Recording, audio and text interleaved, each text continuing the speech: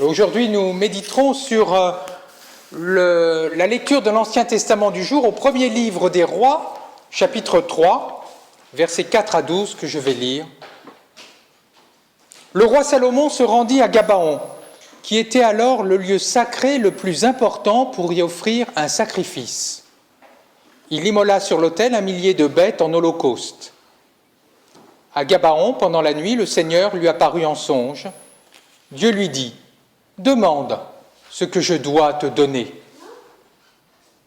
Salomon répondit : « Tu as traité ton serviteur David, mon père, avec une grande fidélité, lui qui a marché en ta présence dans la loyauté, la justice et la droiture du cœur envers toi.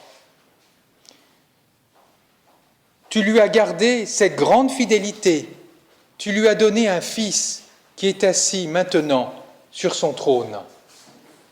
Ainsi donc, Seigneur mon Dieu, c'est toi qui m'as fait roi, moi ton serviteur, à la place de David mon père.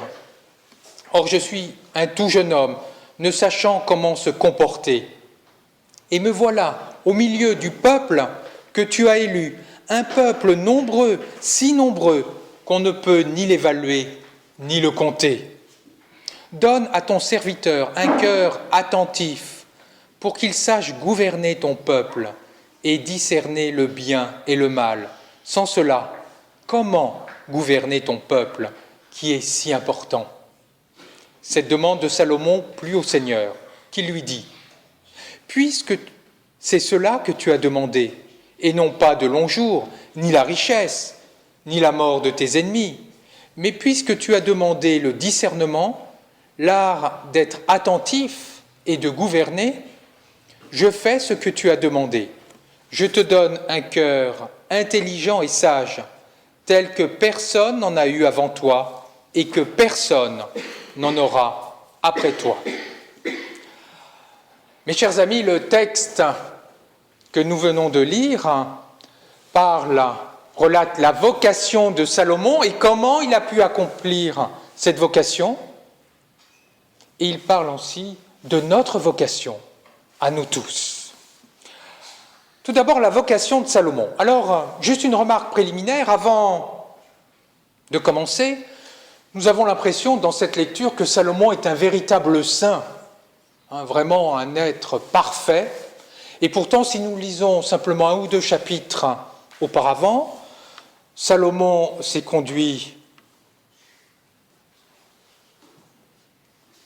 comme une véritable ordure, on peut le dire. Pour accéder au trône, il a manigancé. Une fois qu'il était sur le trône, il a fait assassiner son frère Adonias. Donc nos hommes et nos femmes politiques, pour accéder au pouvoir, par rapport à Salomon, sont de véritables enfants de cœur.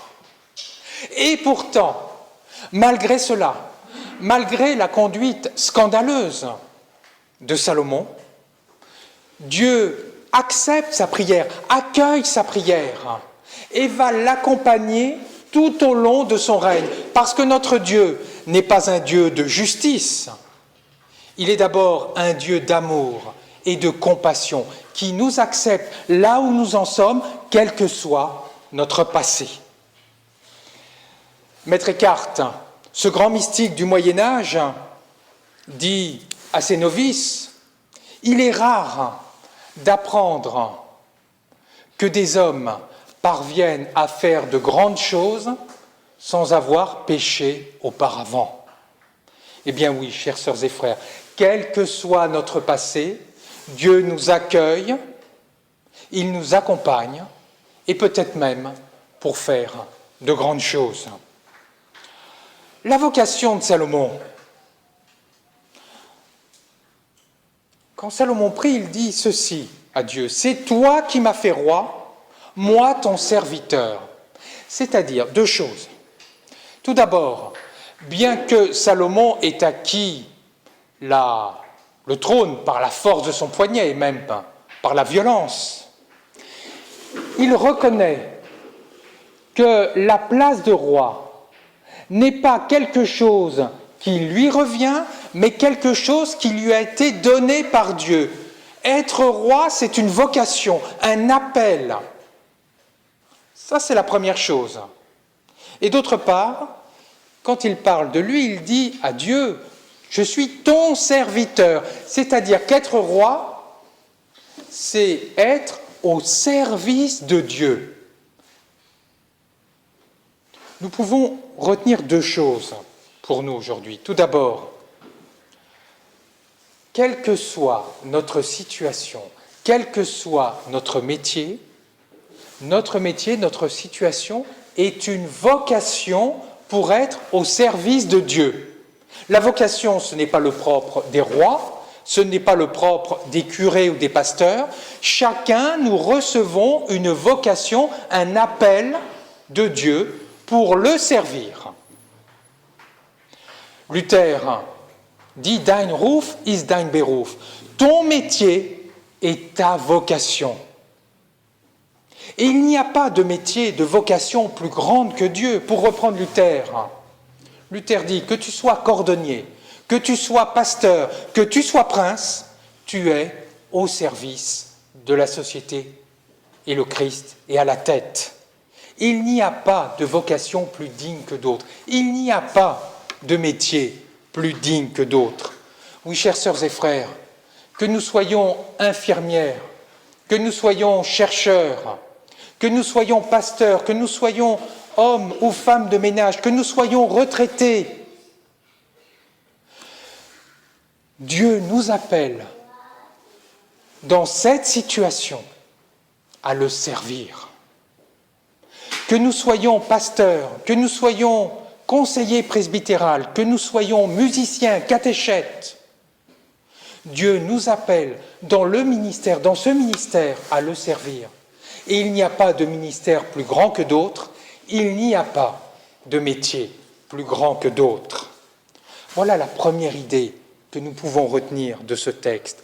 Quel que soit notre passé, si nous avons un passé sulfureux, qu'importe, quel que soit notre passé, Dieu nous appelle, dans la situation que nous sommes, que nous vivons, à le servir. C'est la première idée donc que nous pouvons retenir. Mais comment accomplir notre vocation? Comment bien l'accomplir? Deux conditions, deux exigences. La première, Dieu l'a dit lui-même à Salomon. Il félicite Salomon, il dit c'est bien, tu n'as demandé ni long jour, ni santé, on pourrait dire, pas la santé, tu n'as pas demandé la richesse, tu n'as pas demandé la mort de tes ennemis. Alors j'ouvre une parenthèse, Dieu a beaucoup d'humour. Salomon n'a pas besoin de demander la mort de ses ennemis, il s'en est déjà chargé lui-même avant d'accéder au trône. Mais en tout cas, Dieu félicite Salomon parce qu'il ne demande rien pour son intérêt propre, mais il demande quelque chose d'utile pour l'intérêt général, pour son peuple.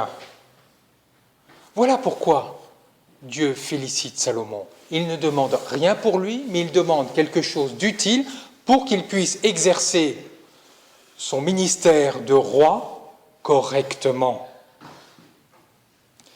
C'est la première chose, première condition pour bien exercer notre vocation.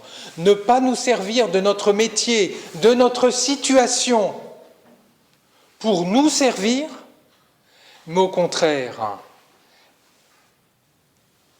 prendre notre métier, notre situation pour être au service des autres et d'autrui. Deuxième condition, vous remarquerez que dans sa prière, Salomon est très humble. Il dit « Mais je suis quelqu'un de jeune qui n'est pas capable d'accomplir mon service de roi. Et en plus, le peuple que je dois diriger est très nombreux, la tâche est trop lourde. Tout seul, je ne peux pas y arriver. J'ai besoin de toi, Seigneur. » Voilà en fait ce que dit Salomon. Et qu'est-ce qu'il demande? Il demande un cœur attentif, littéralement un cœur écoutant. C'est-à-dire qu'au plus profond de lui-même, il puisse être capable de comprendre les autres et qu'au plus profond de lui-même, il soit capable d'écouter Dieu. D'écouter, écouter en hébreu, ce n'est pas simplement entendre. Oui, oui, j'entends ce que tu dis. Non, c'est obéir à Dieu. Voilà ce qu'il demande. Voilà ce que nous sommes invités aussi à faire. Être humble, reconnaître que seuls, malgré les compétences que nous avons, nous ne sommes pas capables d'accomplir notre vocation dans la situation dans laquelle nous nous trouvons, quel que soit notre métier, que nous soyons même retraités, que nous soyons lycéens, qu'importe, nous ne pouvons pas accomplir seuls notre vocation. Nous avons besoin que Dieu nous donne un cœur écoutant, être à l'écoute des autres, pas comme dans des débats politiques, où le politicien écoute son adversaire pour mieux lui répondre. Non, c'est pas cela. Écouter, c'est-à-dire qu'est-ce que l'autre dit de vrai, qu'est-ce que je peux prendre de l'autre, et un cœur à l'écoute de Dieu par la lecture quotidienne de la Bible. Et là surgit l'extraordinaire. Dieu donne à Salomon, et il nous donne la sagesse. La sagesse, ce n'est pas un savoir ésotérique. Non, la sagesse permet à Salomon d'exercer son ministère de roi. La sagesse est quelque chose de très pratique. Dans la première lecture que Pierre a fait au premier livre des rois, au chapitre 5, nous voyons que Salomon a une connaissance très pratique. Et juste après la lecture du livre des rois, je ne l'ai pas faite, mais que fait Salomon ? Salomon, il va être capable de départager deux femmes qui se prétendent être la mère d'un enfant. C'est-à-dire que Dieu lui donne la capacité de discerner la vérité, d'écouter, voilà, on est dans l'écoute, deux femmes et de voir ce qui est vrai et ce qui est faux. Et c'est cela qu'on attend d'un roi, être capable de rendre la justice.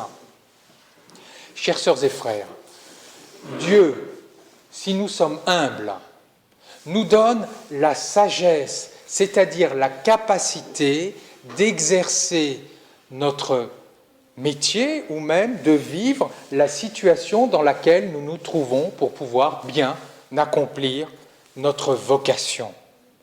C'est la deuxième idée que nous pouvons retenir de ce texte.